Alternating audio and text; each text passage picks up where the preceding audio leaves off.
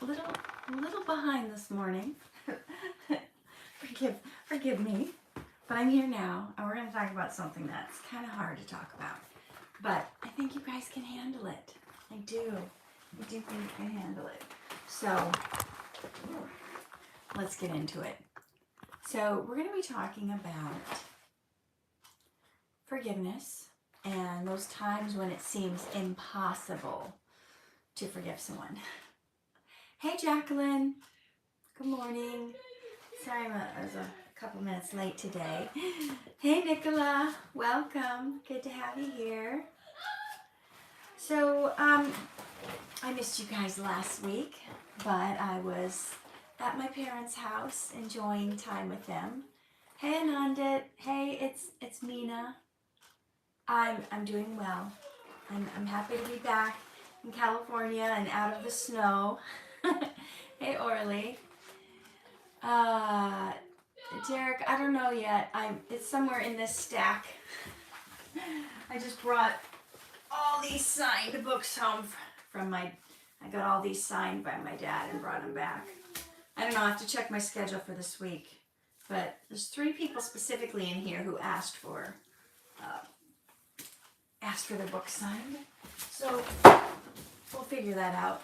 Don't you need to watch us? What do you mean am I going to watch you? Because you're not watching this. You want me to watch you? Okay, you sit right here in this chair and I'll watch you. That's not what you meant. Nicola brings up a point. It's Autism Day today. So I know there's a few of you on here who are on the spectrum and have those struggles. So today to honor you and to be aware. Now it's who's gonna watch us. Well, honey, I'm here. I'm home. Can you hang out and play with your brother while I'm on my live stream like you usually do? Look at my power. Nicola says I'm planning to post on that topic. Queen of Growth is here. Nana's here. Marindy's here. Oh, good to see you too. Somebody's calling me by my screen name that I sometimes play. I sometimes play Karen. Pavan Sakthi. I'm not sure if I pronounced that correctly. Nicholas says, how are you feeling with people throwing hate at you and others who support DM? You know, it so boggles my mind, to be honest with you. I'm trying to understand it because, it's okay to have different opinions. Not everybody likes the same music. Not everybody likes the same food. People have different tastes. Some people like working at a certain place. Some people don't. But yeah, it's kind of it feels weird. It's a little jarring to have people saying nasty things about me because I like my job and I like my boss. It is bizarre. I have to say that. But I guess in some ways, it's just preparing me for my future, preparing me for what's to come, making me stronger. Hey, Marianne, and it's no new thing, because when you stand up for something and you kind of draw a line in the sand and you say, no, this is what I feel, this is what I believe, you're going to have people come against you. So it's something that you guys need to be prepared for and not be shocked when it happens. Because even if you are perfect and never commit a single sin, you're still going to have people hate you. I think of Jesus, and the scripture says, they hate you because they hated me first. So when we stand for God, when we stand for anything, we're going to have people coming against us. We're going to have people hating us, and it's not fun, it's not pleasant, but I think I lived too much of my life trying to please others. Any of you guys ever been guilty of being a people pleaser? Put yes in the comments. And I talk about that extensively in my upcoming level 2, the advanced course of You Are Worthy. How to be a God pleaser instead of a people pleaser. When we're living our life trying to make other people happy, people who aren't going to determine our future and our eternity. Sometimes we make choices that don't align with who we really are, right? The God within us. So you have to do what feels good to you. Maybe you saw the poem I posted. I've lost some friends since I won't cave and won't be who they want me to be, but I've gained my greatest ally because I can finally live with me. And when I saw this divide happen, this like people very vehemently opposed to my boss in the studio, I couldn't remain silent. I couldn't not say something because it was just so shocking, and I couldn't. You're gonna just woo, you said woo, woo.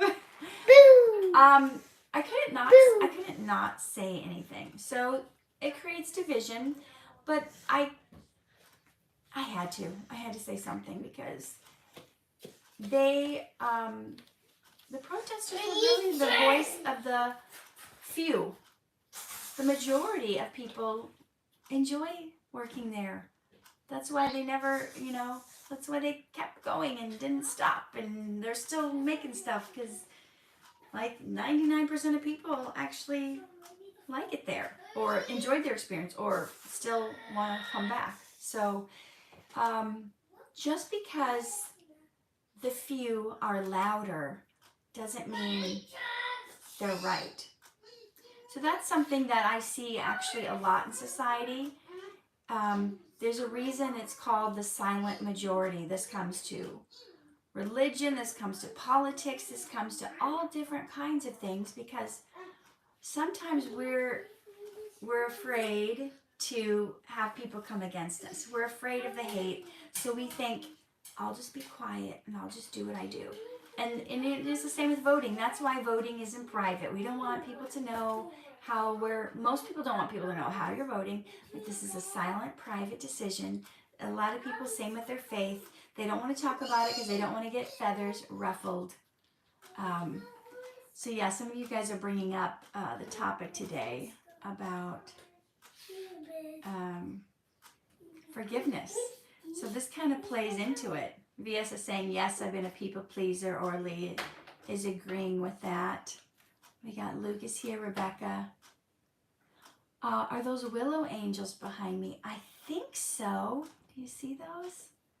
A dear person gave those to me. I just redid this shelf. I used to have my books on this shelf.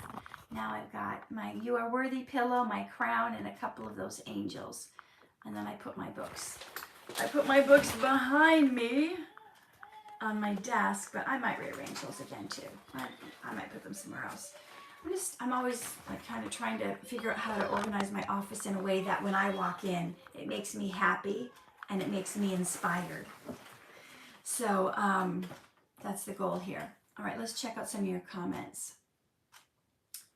I did a post last month and I shared it. Anisha's here. Welcome. Debbie's here. Marianne says, I chose my college major to please my parents. Ooh, how many of us have done that? I'm happy to say I didn't. My dad really tried to convince me not to move to LA and become an actor. It's not stable. You got to have a steady job. You got to, he's worried about money, worried about my future, worried about, the reputation LA has. Hollywood does not have a good reputation for being let's say a holy place to live. I don't know what other word to describe it as. Somebody wants me to talk about Mikey. What am I supposed to talk about? What even is the question? Nicholas said, did you read Shaunte, Jovanna, and Allison's book? I have read Shaunte's book, I've read Jovanna's book, and I'm in the middle of reading Allison's book. It's really good. I mean, all their books are all good. Blake has a question. I know God doesn't want us to seek other people's approval, but is it okay to want people to like you? Oh boy.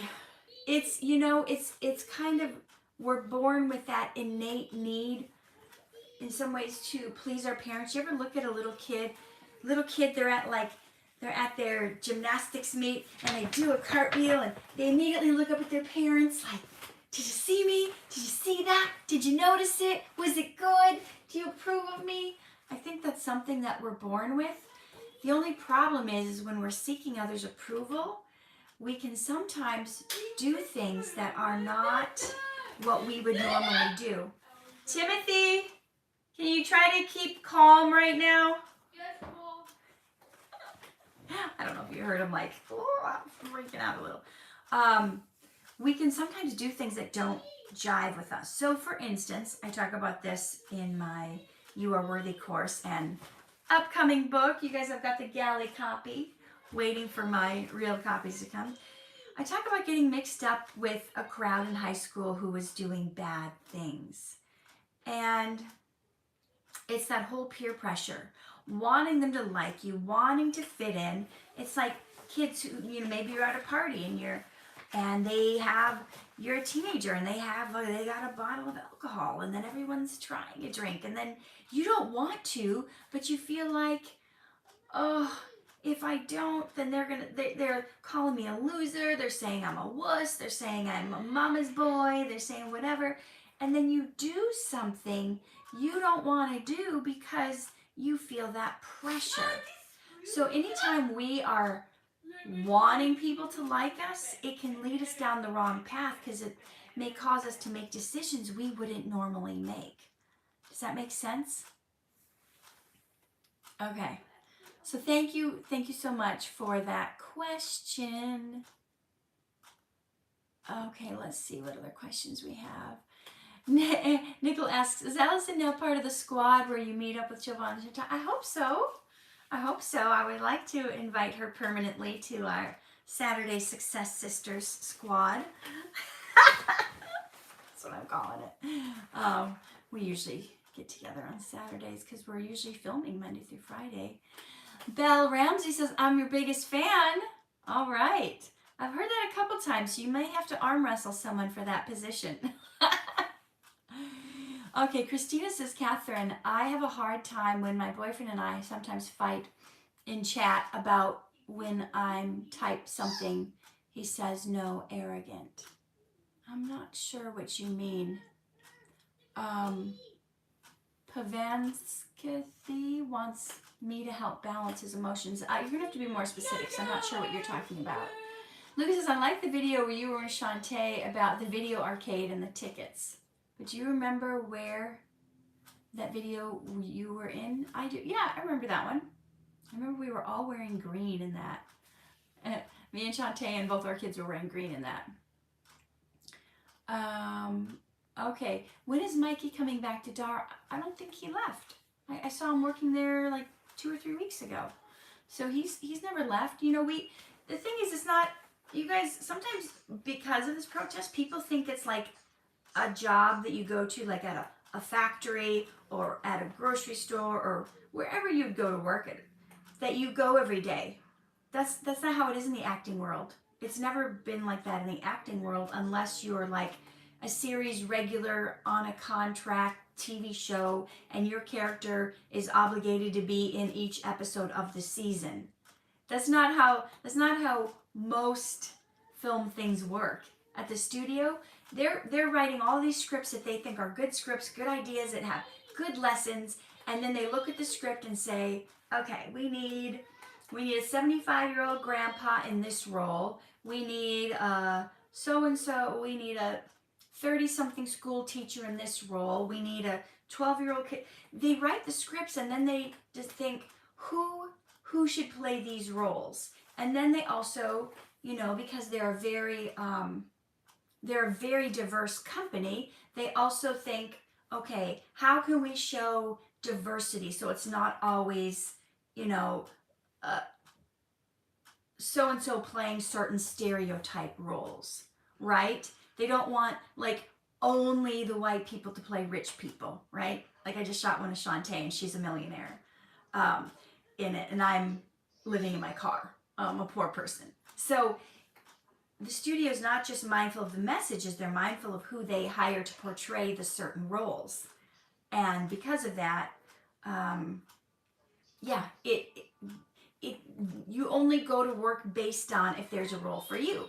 Now, some months I may be at the studio 2 days per week, and then, but I think last month I was only there 3 days the whole month. So it's not a regular job. It's when there's a role that's right for you, and if it fits, like they'll say, oh, we've got this role coming up for you. It's on these days. Can you shoot? Oh, shoot. I can't shoot because my son has a doctor's appointment. So if my husband can't bring so sometimes we have to turn him down. So sometimes you don't see people as often because there's not a role for them that fits the script, or, you know, sometimes you'll see a script and you're like, well, I could have played that role, but then they're trying to do something with the diversity. Like, well, we don't want Katherine to always play this kind of role. Let's spread it around. Let's show other types of people playing this kind of role. Does that make sense? So, okay. Let's talk about the topic that I actually told you guys we would be talking about today. And that's forgiveness. And that probably applies to, that's something I think we all need. So how do you forgive when it seems like it's impossible to forgive? Have you guys ever had a hard time forgiving somebody? Is it just me? Put in the comments what you've seen. Rebecca says, what specific things do your clients struggle with that you're helping them to go? There's no specific thing.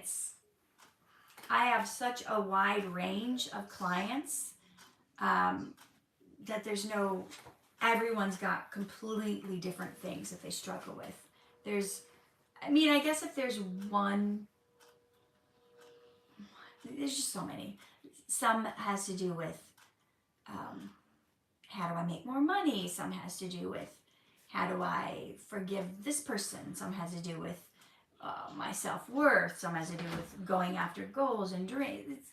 It's such a wide variety of things. I've got clients that are barely scraping by. I've got clients who are multimillionaires. I have a wide range of clients. So there's no one struggle. And even like, I've had a coach for years and years and years, and I've got 2 coaches now.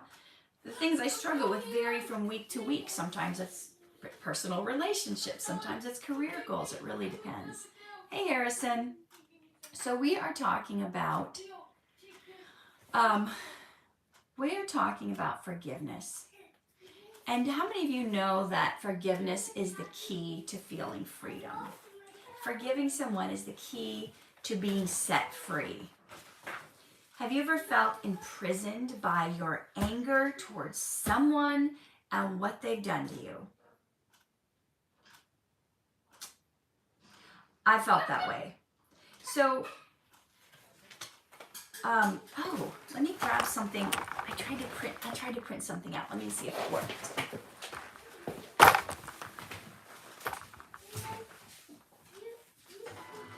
Oops. Oh, man. Okay. Oh, I was printing out so many things this morning. But, yes, I worked with Jessica. I worked with her on the video that was about the goth girl. Okay.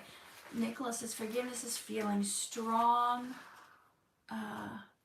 Strong feeling, and yes. Orly says, I have a hard time forgiving people when they do something and say sorry, and then they do it over again. Yeah. So, I don't know if you guys know, Nana, one of our moderators, has written a book, a poetry book, and it's really good. It's really good. She's been writing for a number of years, and she's excellent. And I actually met her at church like 20 years ago. She was a poet, and we kind of clicked because we were both poets. Well, she's got a book out on Amazon.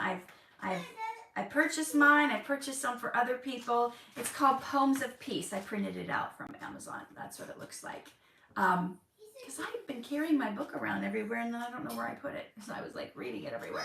So she's got this book called Poems of Peace, and I was just looking through some of the poems in that, and she's got this poem called Forgiveness.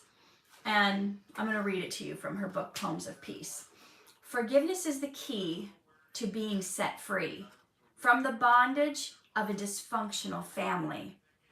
Put it all in the hands of the one who can heal and mend all the damage that was done.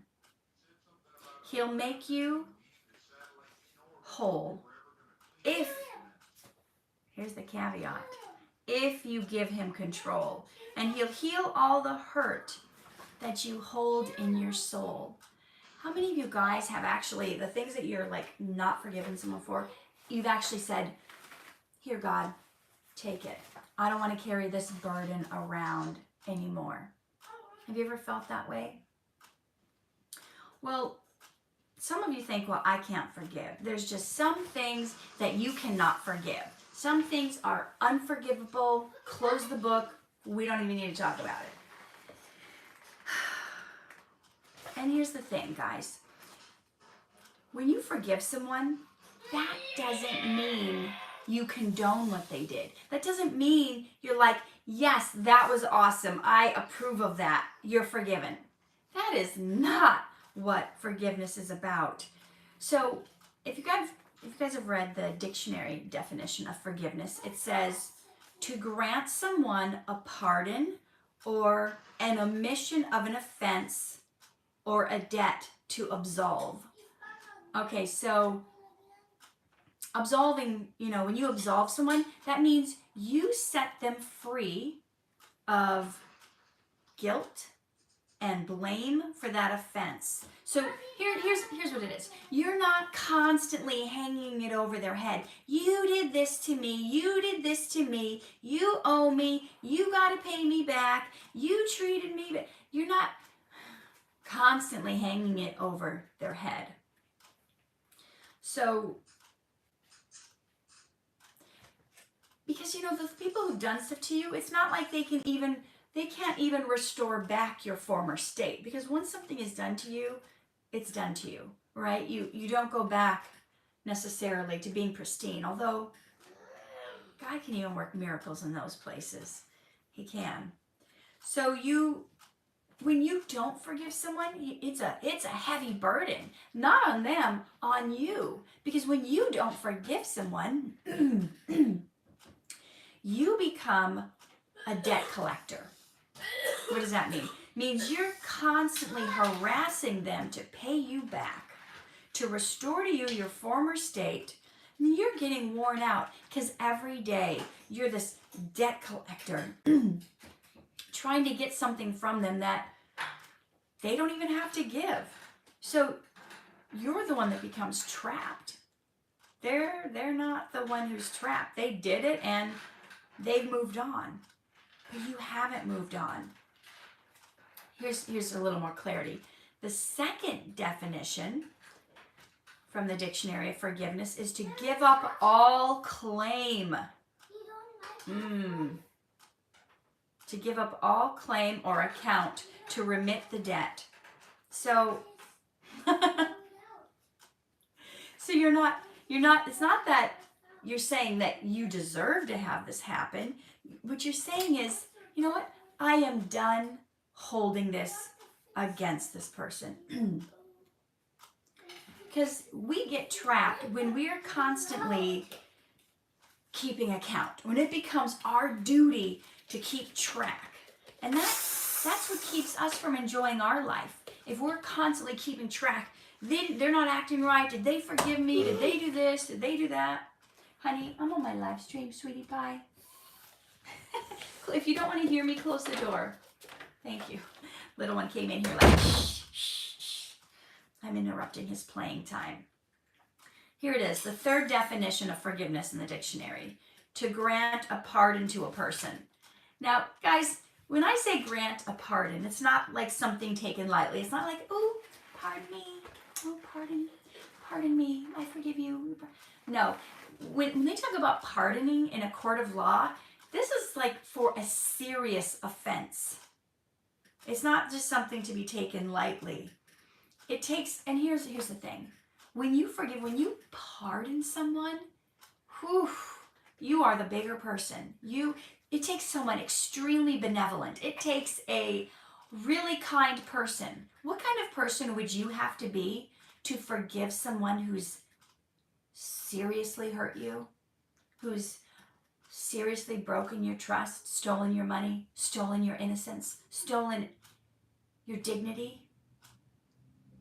You have to be an extremely, extremely benevolent, kind person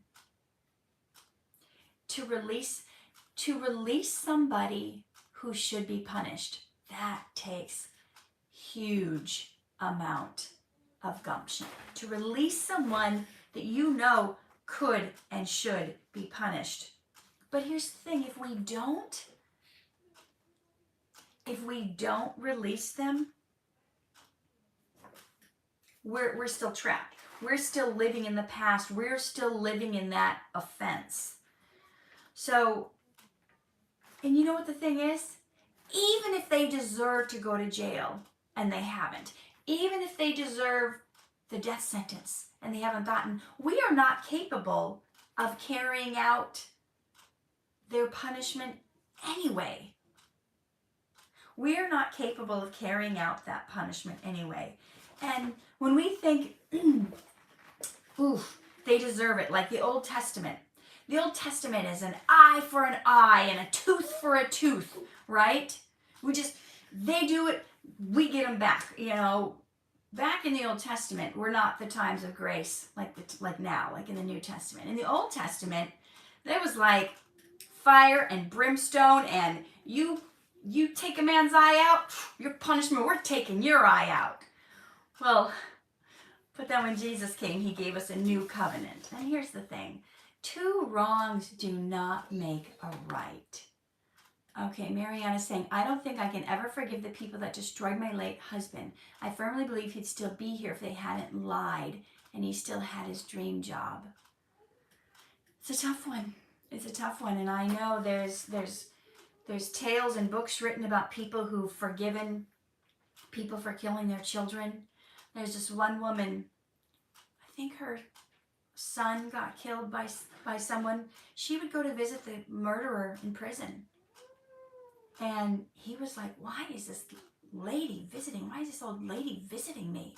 And she had so much love and so much compassion for the person who killed her only child that she asked if she could adopt him.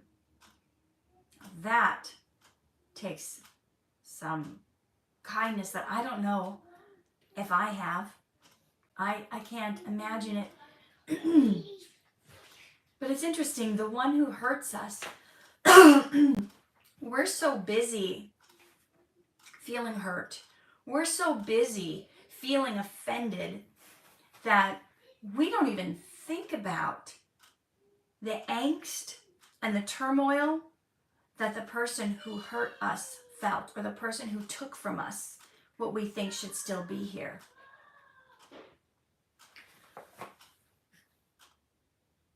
When someone, like the most evil people we think of, right? We think of someone who's hurt children.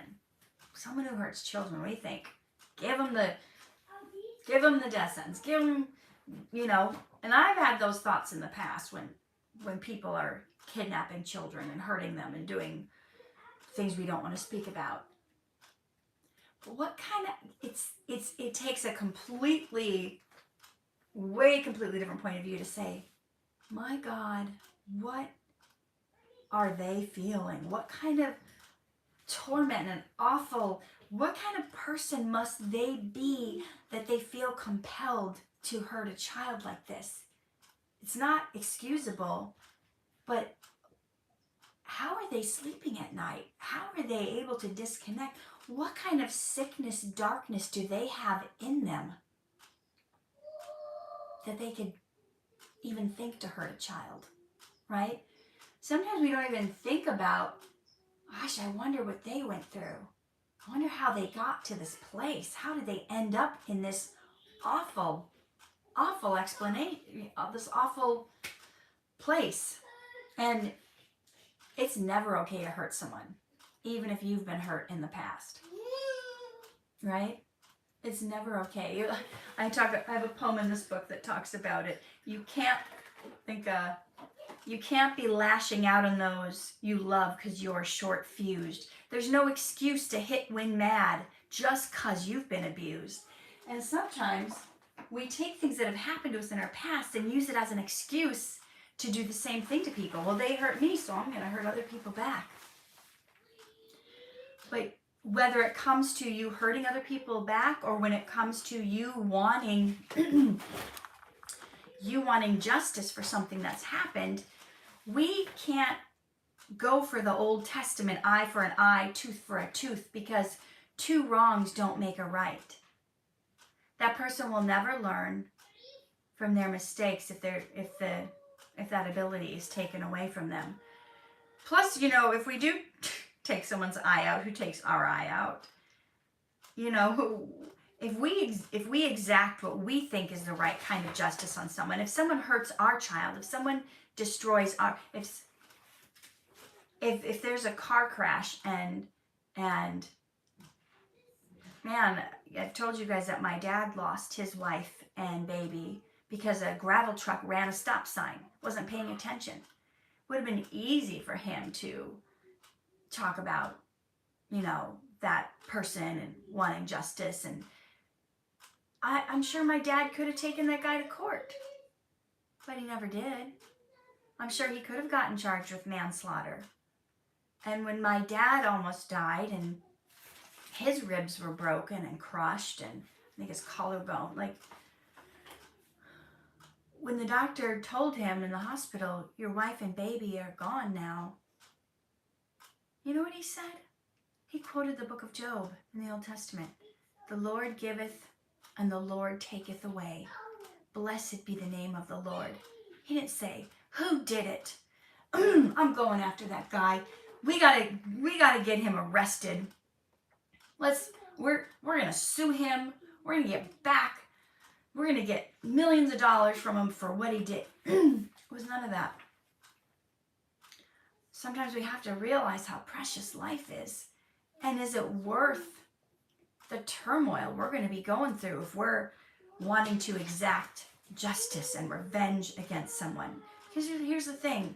There is no righteous judge on earth. The only righteous judge is God. And so when someone does something completely awful to us, what's our response? What should we do? Should we get them back? Should we plan something that's going to really screw them over? Deuteronomy tells us what to do. Vengeance is mine, says the Lord,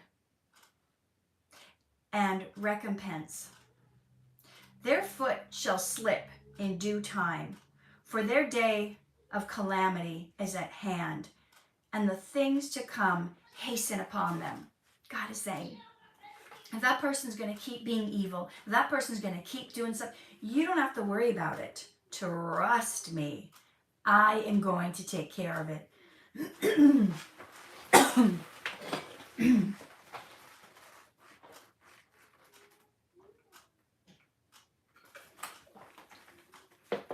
We definitely don't need to worry.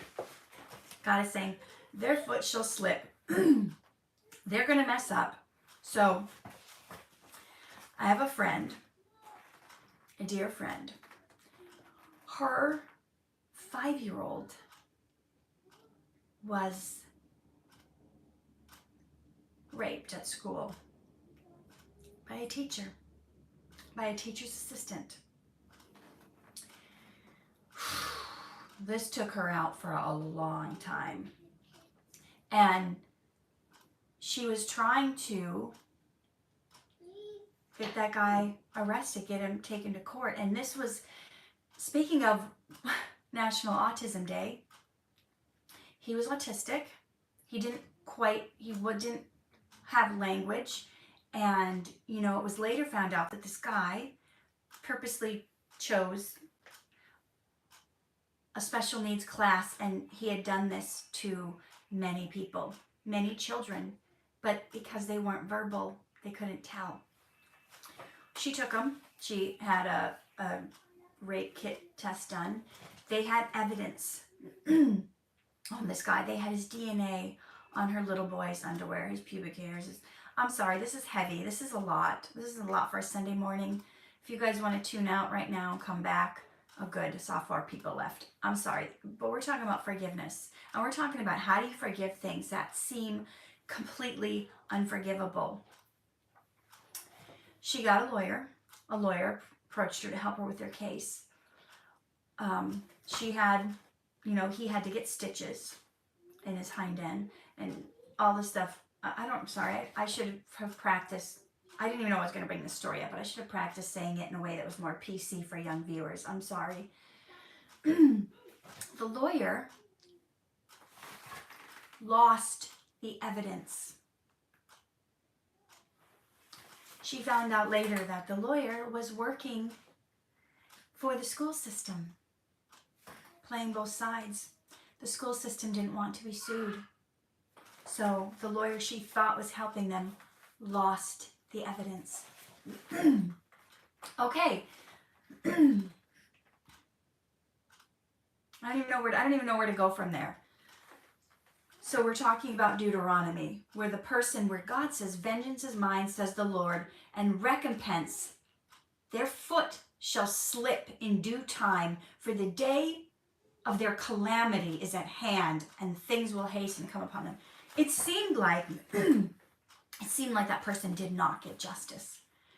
But here's what happened. A short time later, they found stuff on his computer, which should not have been on his computer, that had to do with children and pictures of children. He got arrested and put in jail for that. So, though he didn't get what was coming to him from her son's case, he got it. And you have to know, the people who hurt you, you don't have to do anything about it. It's coming to them. You can trust God that it's coming to them. Even if you don't think you see it, you don't know what they're going through. You don't know the torment. You don't know how their relationships are being torn apart. You don't know what's coming to them, what they're going through. Even if you don't see something necessarily take place in a court of law, in justice. Here's what the book of Romans tells us to do. Romans 17:19. Do not repay evil for evil. Have regard for good things. If it is possible, be at peace with all men, as much as depends on you. Live peaceably with all men. Beloved, here it says to you, beloved, do not avenge yourself, but rather give place to wrath, for it is written, vengeance is mine, I will repay. How many of you guys are still thinking that somebody needs to be repaid for what they've done to you? How many of you are still imprisoned by the thoughts and replaying them in your mind over and over? So-and-so did this to me. They've got to pay. When is it going to come? When it's like it's taking up your waking hours and your thoughts, and it comes to you when you don't want it to.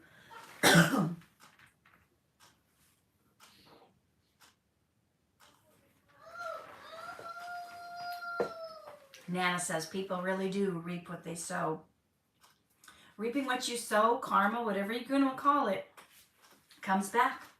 Right? Rose Dhar saying a lot of his videos, what you put out in the world has a way of coming back to you. Oh, Angela, thank you so much for the gift. Blake says, if someone hurts you, it's normal to want to give them a taste of their own medicine.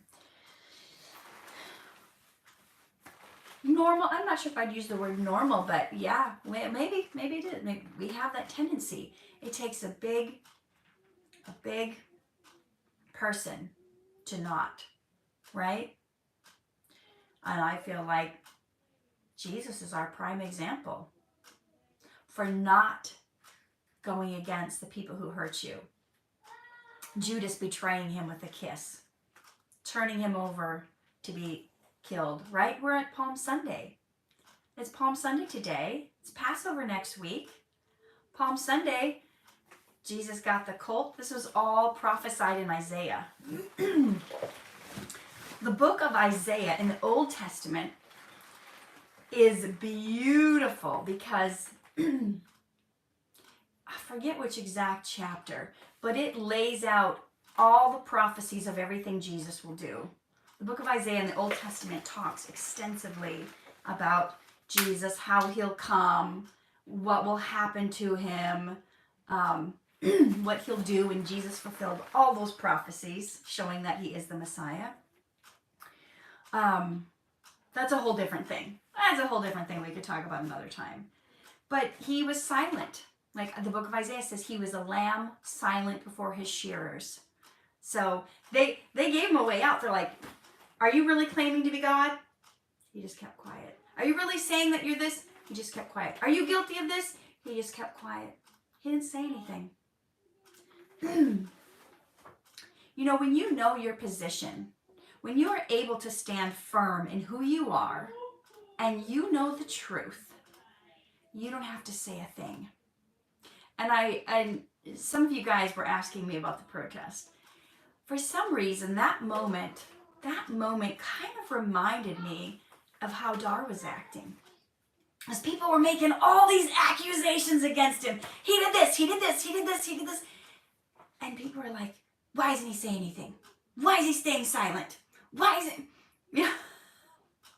How come he's not answering every single one of these accusations? And he stayed silent. That made a lot of people mad. But when you know that you know that you know, even if he answered, it wouldn't be good enough for those who were the haters. The haters would still hate no matter what answer he gave. Because there's people that don't want. They want to accuse, but even if you clear things up, they're still going to find more things to be mad about. That took a lot of strength to stay silent. I probably would have been like, that's not what happened. That's not true. I probably would have, people were accusing me of stuff. I probably would have not been silent before my shearers. Takes a big person. Takes a big person to be quiet.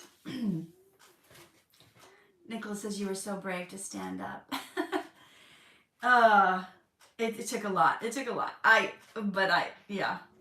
Okay, we're talking about forgiveness. Here's the fourth definition.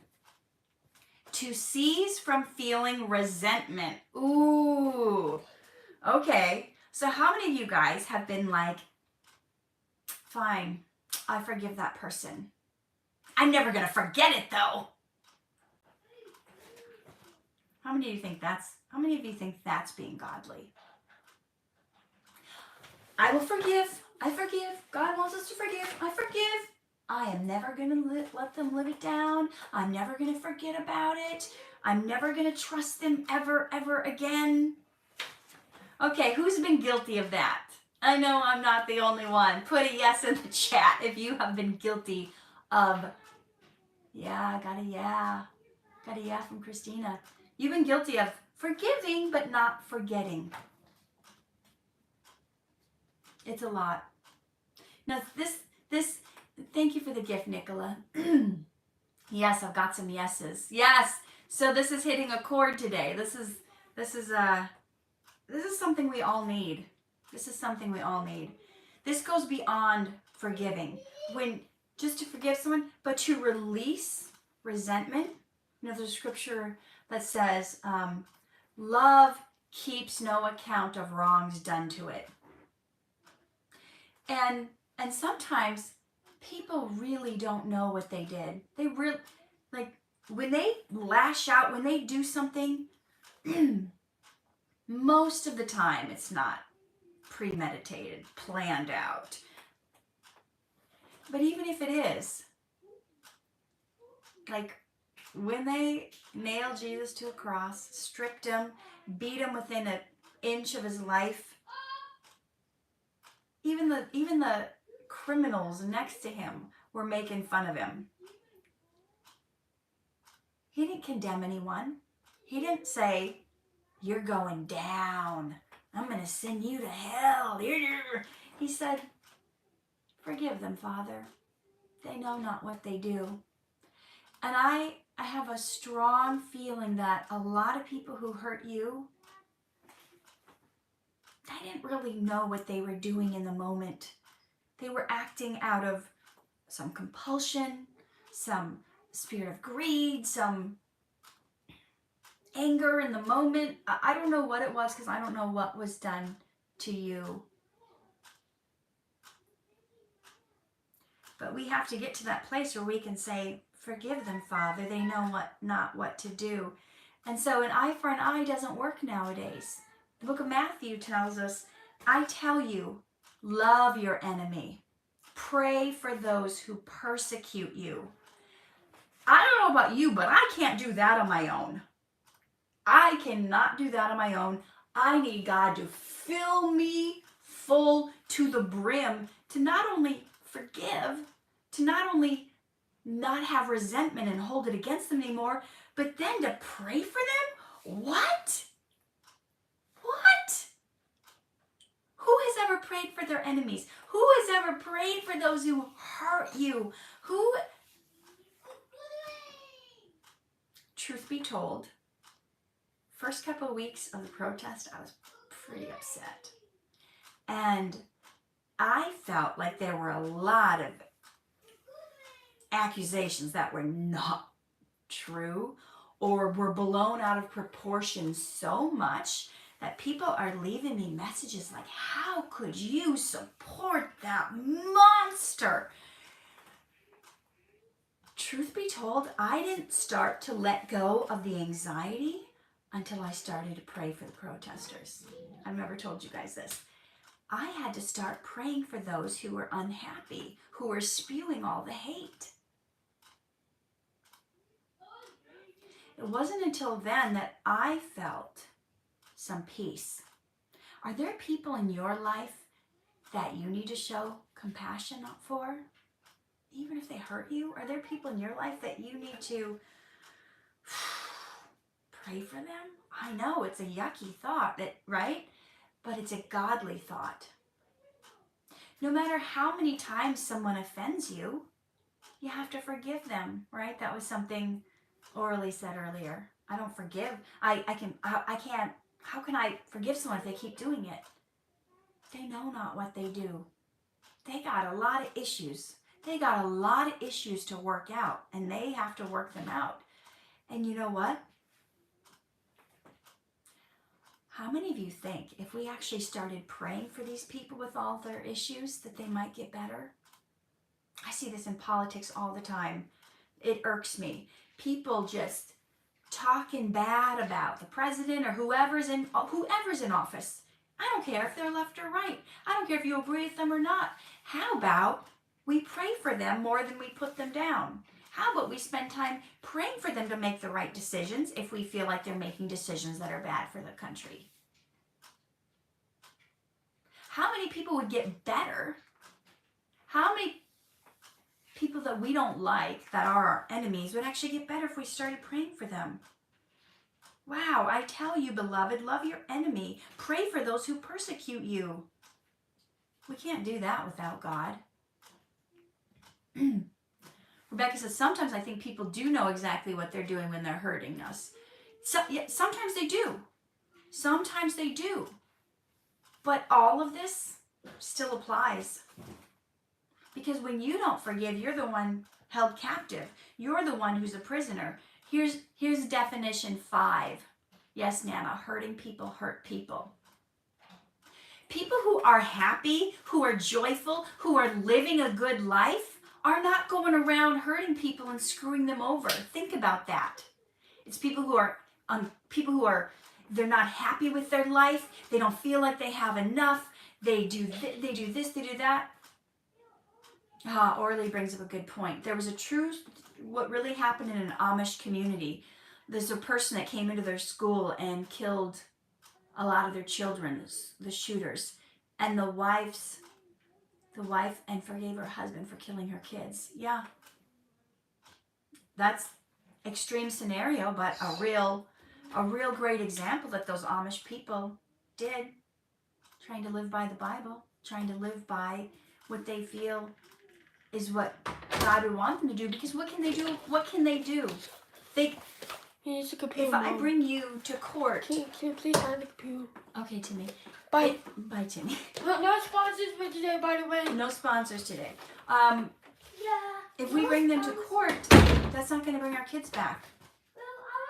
I'm not saying if you feel like you want to take someone to court, it's wrong. You do whatever you feel like God is leading you to do.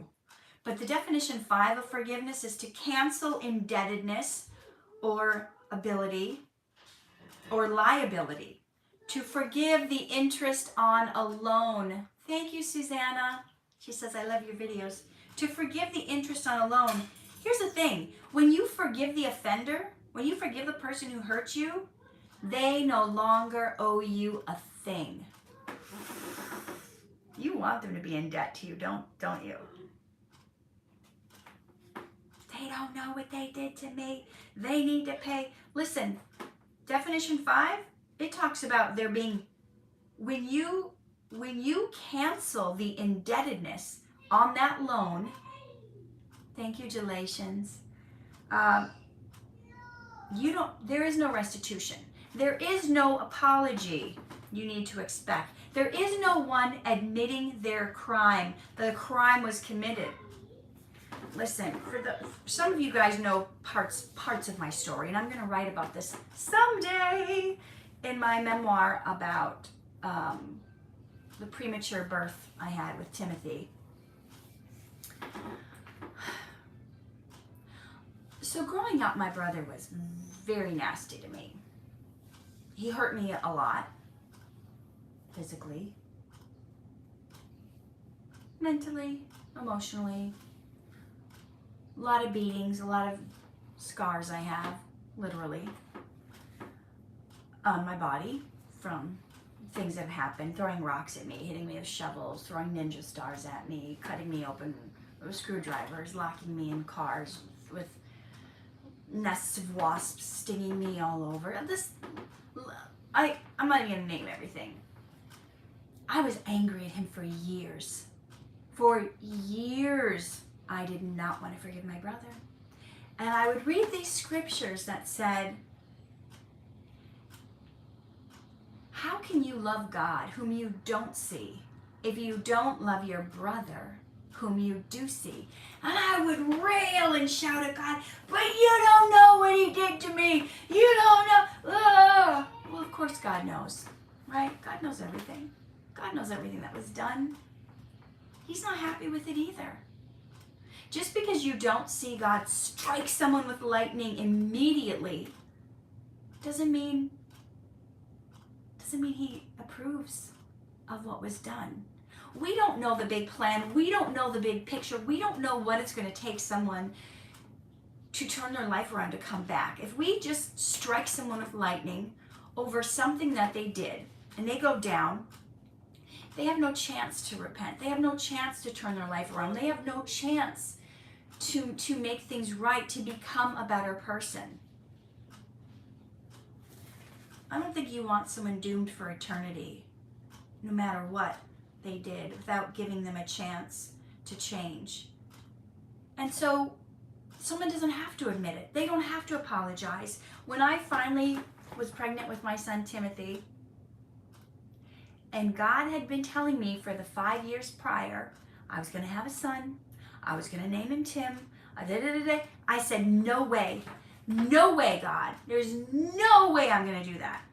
Because that's my brother's name. God kept working on me. It was like my olive leaf. It was like my peace offering. So finally, I'm pregnant with Timothy. And I'm finally going to confront my brother for all the years of torment. And we're at this restaurant. And I'm bringing up, and you did this to me, and you did that to me, and you did this to me, and you did... He acted like he had no idea what I was talking about. Like he had no recollection of any of it. it kind of ticked me off. But I knew God wanted me there for restoration. I knew I was there to make things right. I knew I was there to forgive, whether he ever said he was sorry or not. And we stood outside in that freezing cold December day in Minnesota, and we hugged. And that was the first time we had touched in 16, 17 years since, probably can't see the scar here, since he slit my wrist open with a screwdriver. Hey, what happened? But I forgave him. And a couple days later, Timothy was born like 4 months premature. And I knew if I hadn't forgiven my brother, Tim, I wouldn't have been able to fight for Timothy. I wouldn't have been able to fight for his life in the neonatal intensive care unit when the doctors told me he was going to die. I wouldn't have been able to do it if I was holding on to bitterness and anger and resentment over mistakes he made. Yeah, it hurt me. But I believe it set me free when I forgave. May not have set him free, but it set... What do you mean? I'm already free.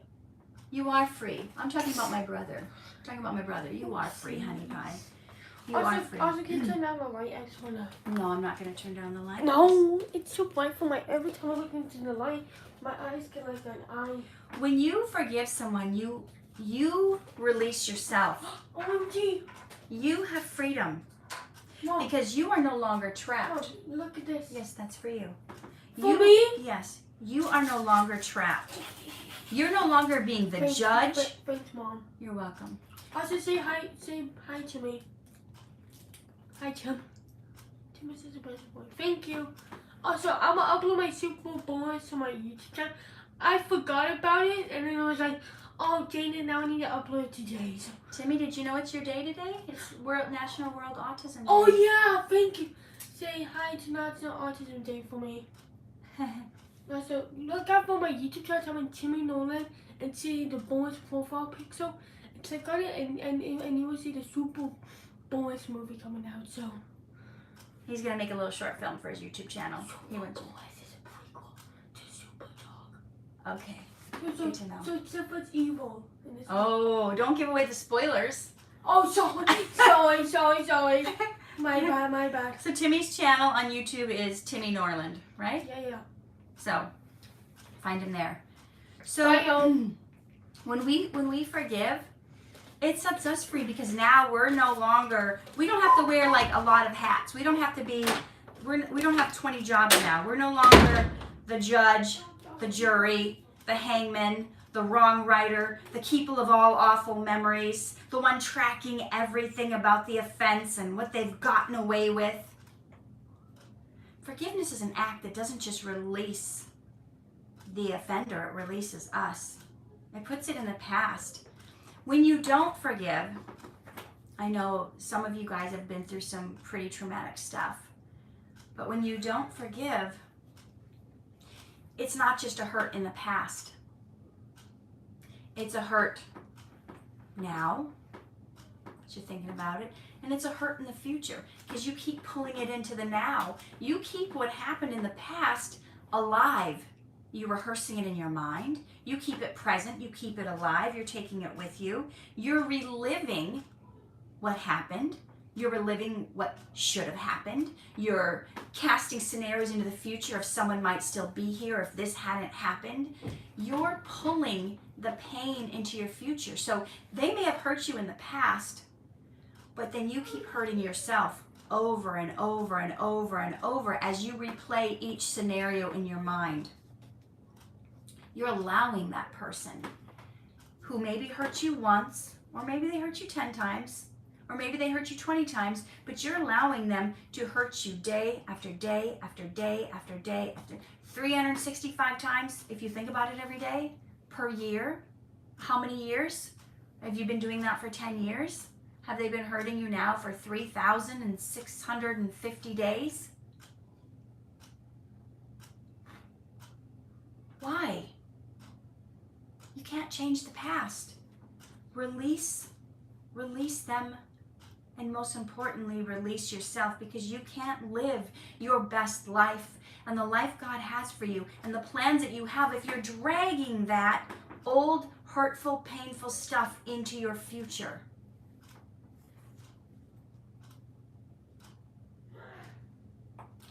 Forgiveness doesn't release them from the trap. It releases you. How many of you guys have heard that? Bitterness and unforgiveness is like drinking poison and waiting for someone else to die. I'm sorry I didn't get to all your questions today, but I thought this was very important because we've all been hurt. We've all been offended. We've all had to forgive people, and we're not done. We're not done because somebody is going to do something. I don't know if it's today or tomorrow or the next week or the next month, that it's going to take some forgiveness. People, they're going to do something that's going to hurt you again, that's going to offend you again, and we have to deal with it, and we have to know how to deal with it. Marianne said, my husband said that all the time. Sounds like a wise man. Who do you need to forgive? What do you need to let go of? What kind of peace and freedom do you feel if you're not holding on to that? Can you exhale? Can you let it go? Can you live your true calling in your future now that you're not dragging that into the future, dragging that? What do you guys think? Can you do it?